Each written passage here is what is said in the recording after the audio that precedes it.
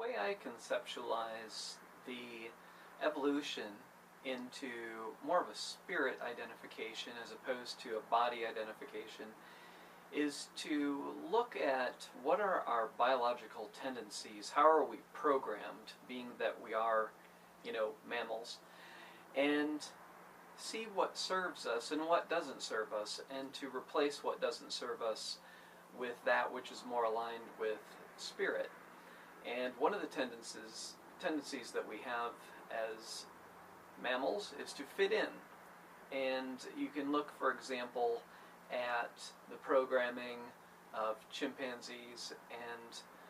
how they are taught to, how they are socialized and what looks like an experience that is going to help them survive, such as, if they can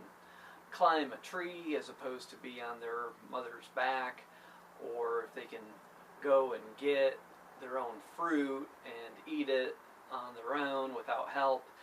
These are different kinds of activities that are encouraged, which when they do it, that feels reinforced.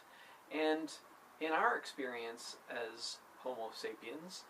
we are encouraged in ways that have served us in the old paradigm of how people are, that which has kind of a rigid definition of how humans should behave and so forth, such as you need to buy a house instead of rent a house, you need to get a job at a prestigious company as opposed to doing something alternative,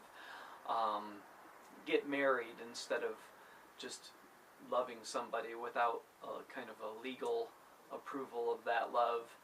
And so these different concepts of prestigious companies and buying a house and getting married, there's a lot of social influence that goes into these that can make you feel like you are doing the right thing and you're more appreciated and you're getting approval from the tribe, from the herd or whatever, to be a certain way. And I'm finding that there's certain ways that mass culture does things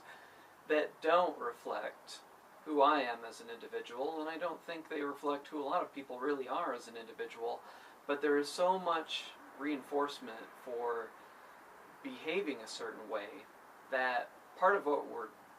if we're taking a spiritual path, that involves doing things our own way. And that's the only way a species really evolves and does things differently. If there are certain people within the masses that question the dominant paradigm and they start acting differently. And that can be difficult in terms of what your ego desires, which is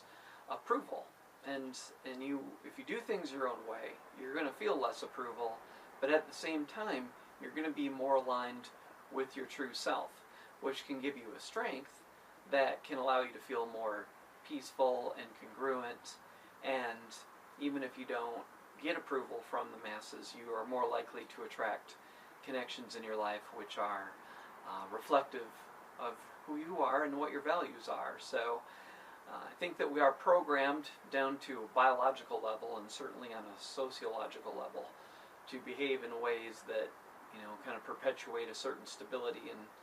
in our culture. But it's good to question these and to just be yourself, because that's the only way you're really going to evolve on a deeper level.